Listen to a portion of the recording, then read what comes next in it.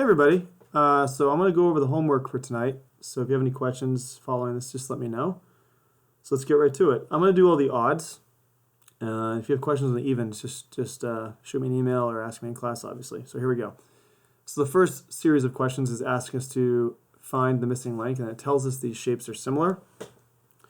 We're not given a similarity statement, unfortunately, so we have to just assume that they're oriented in a way in which the sides that correspond are in similar positions. So this is the side we're looking for. Actually, it's a different color. This is the side we're looking for right here. I'm going to call that X, and that's going to correspond with the side up here. So we're going to go this value over that value. So we're going to say X over 36. And then we notice there's a 48 here, so it's going to match up with 40. So we're going to use, a different color. So red over red. So we're going to have 40 over 48. Okay, now you can cross multiply here and solve it. You can do that. You're going to get some larger numbers to work with. You could also, if you want, you could simplify this fraction, or this ratio, and make the numbers a little more manageable. I'm going to do that. So I know these are both, yeah, I'll do this first one, then the next one I won't, so you'll see the difference. So I know these are both divisible by 8, so I'm going to divide these both by 8. And I'm going to get X over 36 is equal to 5 over 6. And now I'm going to cross multiply. I just find that easier for me. You don't have to do that. If you want to just cross multiply up here, that's totally fine. You do what works for you, obviously. So we're going to multiply 36 and 5, and then 6 and x. So 6 times x is 6x, and 36 times 5 is 180.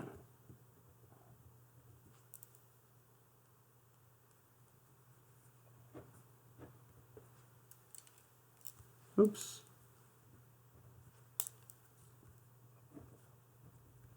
That's going to be 30. And that's it. If you're not sure, you can always plug it in and check, see if it works. But that is 30. Cool. This next one I'm not going to simplify, just so we see that you don't have to do it that way. I think, and also some students get confused by that step, so don't feel like you have to do that. It might be easier for you just to straight cross multiply. All right, so here's our unknown side. I'm going to call that x. It matches up with this side here. So I'm going to go x over 30.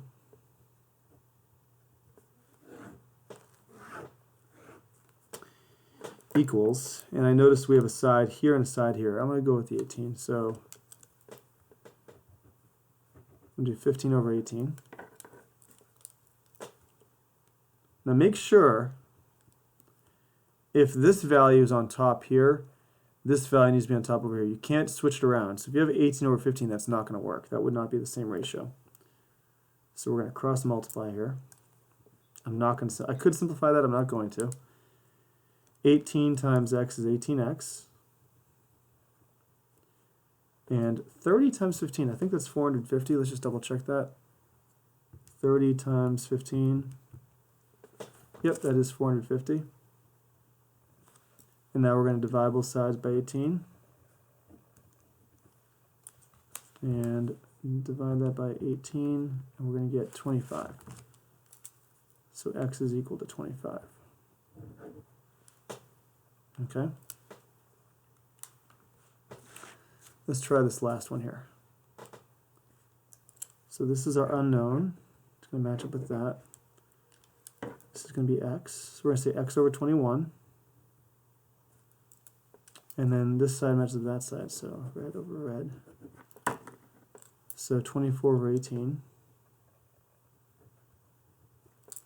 And we are going to cross multiply here. So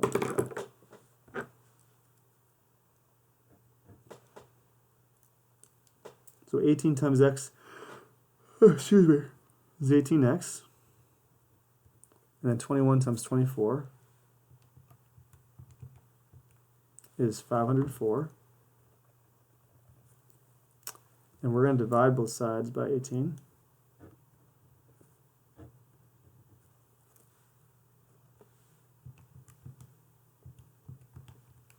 that's going to be 28.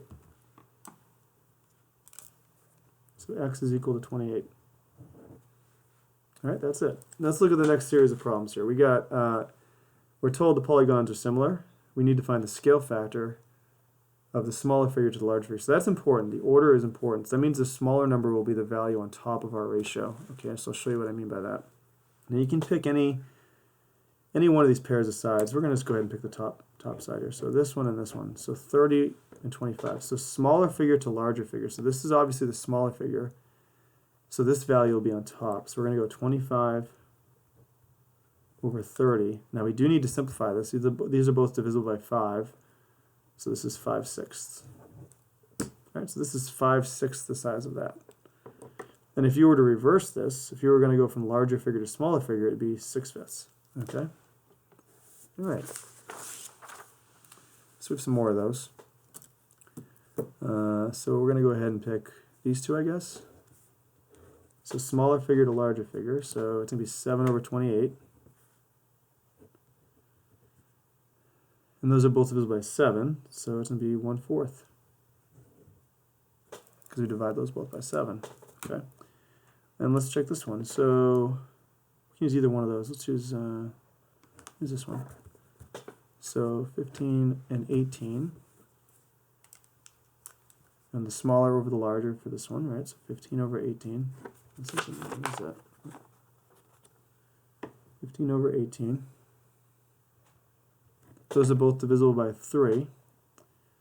So we're at 5/6. Okay, and that's the scale factor.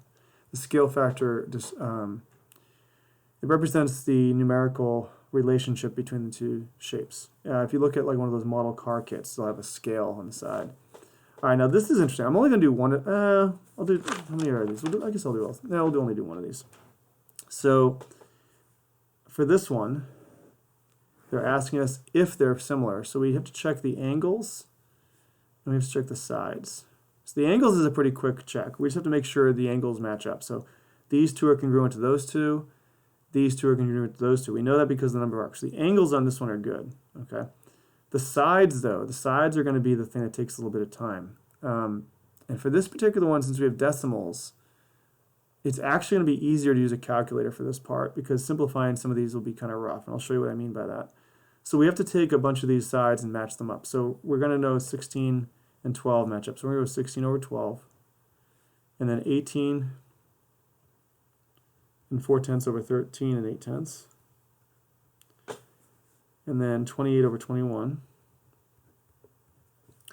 And these are the same. So you don't have to do that again because it's the same as that. So we need these three ratios to be the same, which I don't think it's going to be honest. So I'm going to go ahead and actually let's simplify these. This will be 4/3 because they're both divisible by 4. This will be 4/3 because they're both divisible by 7. Oops. 4/3. I don't know if that's 4/3. So 4/3 is 1 1/3. If I put that in a calculator repeating, right? Let's see what that is. Let's just divide that and see what we get. We get 18 and 4/10 divided by 13 and 8/10. It is the same. Look at that. So this would be difficult. This would be quite difficult to simplify traditionally, right? By saying, okay, this is divisible by the same number as that, just because of the nature of the numbers. If you look at those values, this is where a calculator would be quite useful. And thankfully, we had one on hand.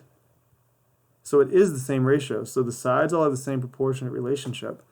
The angles are all congruent that match up. So therefore, yes, those are similar. Okay, we're not going to do the others because I want you guys to actually do those on your own. But again, if you're not sure if you got it right, just let me know.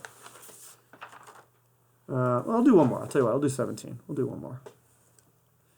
All right. So we're going to check our angles. We have two arcs. Yeah, single arcs. The angles are good. Let's do the sides. So 20 over 25. And 11 and 2/10 over 14. 28 over 35. And this side is the same as that. So we're good. We only need to check it 3 times because this is the same ratio for those. So this would be 4/5. These are both divisible by 7, and that's going to be 4/5, which is 8/10 is a decimal. This should be no, I don't know why I put that there. Sorry, it's 8/10. Now this one, again, I'm not sure how, I mean, I know how we would do it, but it would take us a while. So instead of really, banging our head against the wall, we're just going to put this in the calculator and see what we get, just to make our life a little easier here. But feel free if you want to simplify that and go for it. So 11 2/10 divided by 14. It is indeed 8/10, so that works. So I think this is where people would get mixed up here.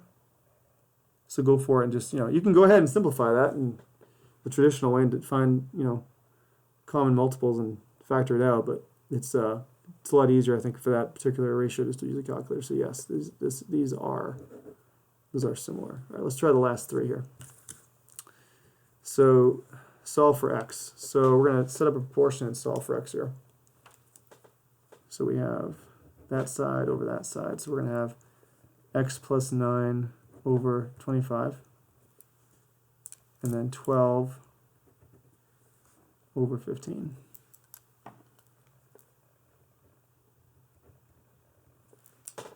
So you could simplify this if you want to. I'm not going to because I don't want to confuse. Some folks will get confused by that. So 15 times x plus 9, and then 12 times 25. So I'm going to be lazy. It's 25. There you go. 300. Another way you could think about that is how much money is 12 quarters, and it's $3 if you want to do a quick shortcut there. Okay, so 15 times x is 15x.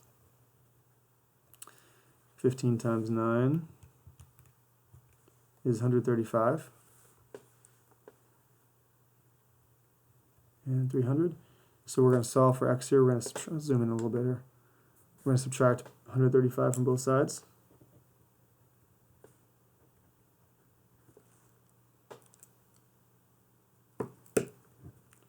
So 15x equals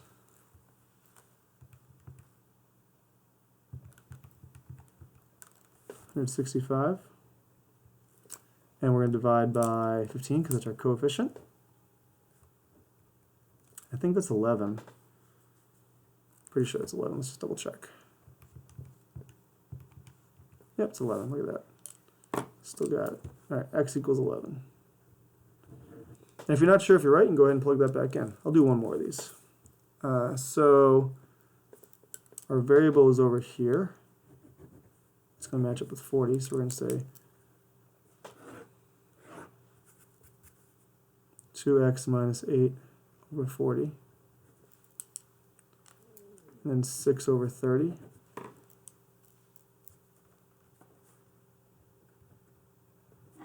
And again, you could simplify this, divide them both by 6, but I'm not going to do that. You can, but I'm not going to do that just because I don't want to. It'll leave it up to you if you want to do that. So 30 times 2x minus 8. 40 times 6 is going to be 240. We're going to distribute 30. And that's going to be 60x.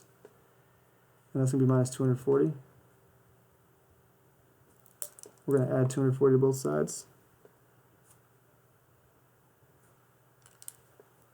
60x equals 480.